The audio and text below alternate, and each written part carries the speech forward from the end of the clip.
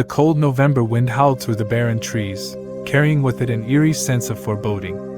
In the small town of Blackwood, nestled deep in the heart of the New England woods, November was a time when the days grew shorter, the nights longer, and the darkness seemed to swallow the world whole.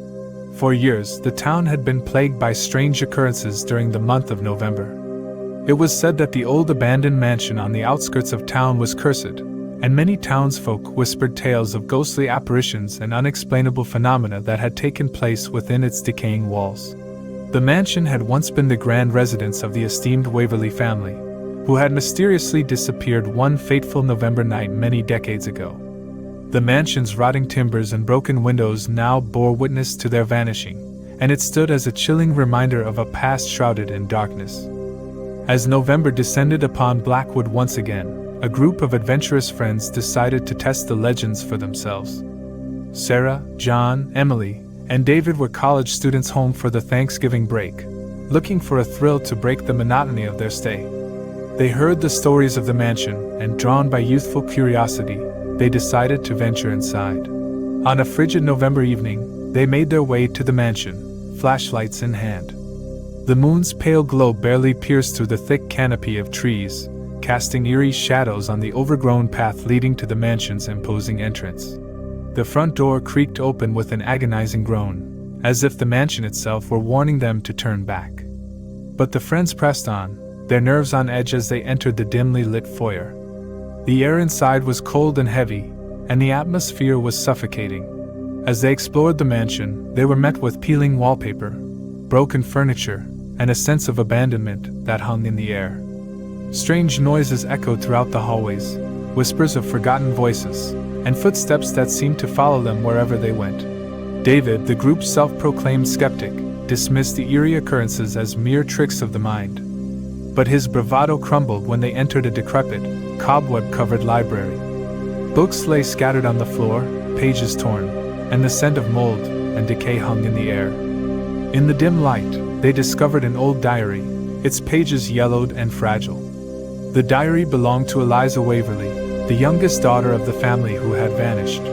As they read, the diary told a chilling tale of a malevolent presence that had taken hold of the mansion during November, a presence that demanded the Waverley family's sacrifice. Eliza's words grew more frantic and desperate as she described her family's torment and their eventual disappearance, all during the month of November. The friends were gripped by fear, realizing that they had stumbled upon a truth far more sinister than they had ever imagined. The diary's final entry spoke of a ritual that would awaken the malevolent force, a ritual that could only be performed on the last night of November, when the moon was shrouded in darkness. As the days passed, they were haunted by the diary's words. The last night of November approached, and they were drawn back to the mansion, their terror and curiosity warring within them. The wind howled through the trees, and the moon remained hidden behind thick, ominous clouds. In the heart of the mansion, they discovered a hidden chamber, a room that seemed to pulse with malevolence. The friends realized that they were standing on the threshold of a terrible fate.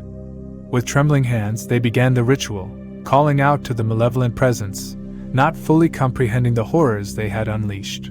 Suddenly, the room plunged into darkness, and the air grew cold, colder than anything they had ever experienced.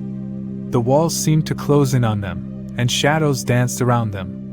The malevolent presence, awakened and hungry, was unleashed upon the world once more. The friends had unknowingly sealed their own fate, forever becoming a part of the mansion's tragic history, lost to the horrors of November. The mansion, with its cursed past, stood silent once more, waiting for the next group of curious souls to test its malevolence in the cold, dark November nights. As November's cool embrace settled over the quiet town of Oak Ridge, Grace and Ethan, a young couple seeking respite from the clamor of city life, found themselves drawn to the Pines Inn. Nestled amidst the dense forest, this charming inn was the perfect escape into nature's serene beauty. "Ethan, this place is like a hidden treasure. It's so enchanting," said Grace. Ethan stated, "I'm so glad we found it, Grace. A weekend away from the city will do us good." The Pine Inn exuded an old-world charm, complete with creaking floorboards, antique furnishings, and dimly lit hallways. Their room, reminiscent of a bygone era, held an enchanting allure as they settled in. "I feel like I've stepped into a fairy tale. It's magical," Grace said excitedly. Ethan smiled. "It's going to be a relaxing weekend."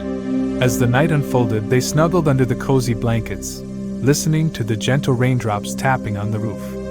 The inn felt warm and inviting, providing a refuge from the cold November night. Ethan yawned and said, "I'm going to sleep like a baby tonight." "Me too." "Good night, Ethan." They drifted into a peaceful slumber, blissfully unaware of the ominous presence lurking within the inn's shadowy corners. Hours passed quietly, but as the clock neared midnight, Grace was stirred from her sleep by a faint noise.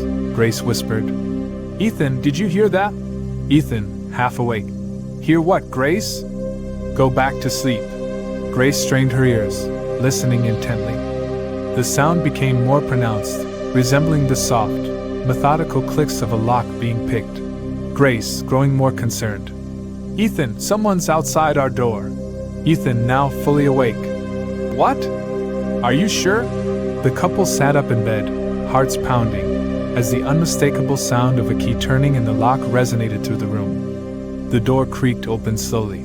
Grace panicked. "Ethan, we need to do something." Ethan, grasping a lamp. "Stay behind me."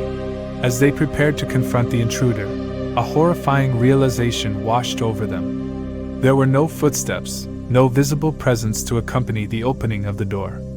Their room had been invaded by a malevolent intruder. Ethan, trembling. "I don't see anyone, Grace." Grace, her voice quivering. "But I heard the lock turning and the door opening." The room's temperature dropped suddenly, and they could see their breath in the frigid air. A feeling of being watched overwhelmed them. That's when they saw it, an eerie silhouette of a man in the dim light. In a deep voice, the mysterious figure said, "You should have left when you had the chance." Grace and Ethan gasped in terror as the intruder came into focus. A man, clad in old-fashioned attire, stood before them, his eyes filled with a dark intent. "Ethan, we need to get out of here." They rushed toward the door, but it remained steadfastly locked.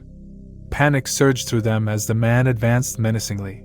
Ethan, attempting to open the door. "It won't budge, Grace." "We're trapped." The stranger grew closer, his malevolence palpable as he loomed over the terrified couple. Grace pleading, "Please, let us go." With a final scream of desperation, Grace and Ethan closed their eyes, bracing themselves for the impending threat. But just as the sinister figure was about to reach them, the door to their room suddenly burst open, flooding the room with blinding light. In the doorway stood the innkeeper, Mr. Harrington, his face etched with concern. Mr. Harrington said, "What in heaven's name is going on here? Are you all right?" Grace and Ethan, disoriented but relieved, stumbled out of the room and into the safety of the inn's hallway. Ethan stated, We thought we were done for." Mr. Harrington, "I'm so sorry for the disturbance, but I assure you, there's no reason for concern. This inn does have its share of history, and some guests claim to have experienced strange occurrences, but it's all just old tales." Grace, still trembling, "But we heard." Mr. Harrington looked surprised. "You've both had quite the fright, but rest assured, you're safe now. It's just the imagination playing tricks on you." They followed Mr. Harrington down to the inn's parlor, where he offered them warm tea and assured them that they could switch to a different room if it made them feel more comfortable. Grace, "Thank you, Mr. Harrington. We'd appreciate that." As the couple settled into their new room, they couldn't help but wonder if the inn truly held secrets from the past. The mystery of the intruder would linger in their minds, forever intertwined with the history of Pines Inn. The arrival of November brought with it a bone-chilling cold that settled in the quiet, forested town of Willowbrook. Among the stories whispered around the town's taverns and firesides, none were as chilling as the tales of Abigail House, an eerie, abandoned mansion that had cast a shadow over the town for generations. Robert and Emily, a couple deeply in love with a taste for adventure, decided to uncover the mysteries surrounding Abigail House. With their flashlights in hand, they approached the crumbling structure that stood as a relic of the past. In a curious voice, Emily said, "Robert, do you think there's any truth to the stories about this place?" It's hard to say, Emily, but there's only one way to find out. The rusted gate creaked open, and they entered the house. The air was thick with the scent of decay, and the floorboards groaned beneath their weight as they ventured further inside. Muted whispers and faint footsteps seemed to dance around them, causing Emily to shudder. "Did you hear that, Robert?" It sounded like someone's voice. Emily stated in a sharp tone, "You're letting the stories get to your head, Emily." "It's probably just the wind," Robert said with a laugh. The temperature plummeted dramatically, and they could see their breath misting the frigid air. Suddenly, a ghostly figure appeared before them, a woman dressed in attire from another era, her expression filled with sorrow. "Leave this place, before it's too late." Robert and Emily stood paralyzed with fear, unable to move as the apparition drew nearer. The ghostly woman extended her hand, sending shivers down their spines. But just as suddenly as she had appeared, she faded away, leaving the couple bewildered and shaken. "We need to get out of here, Emily." They turned to leave, but the front door slammed shut with a deafening crash, trapping them inside the haunted mansion. "Robert, we're trapped.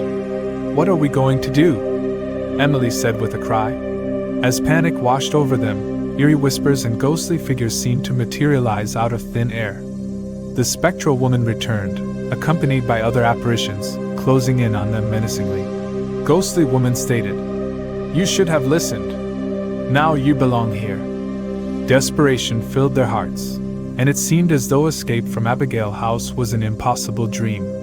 But then, a glimmer of hope appeared as the ghostly figures hesitated and gradually retreated.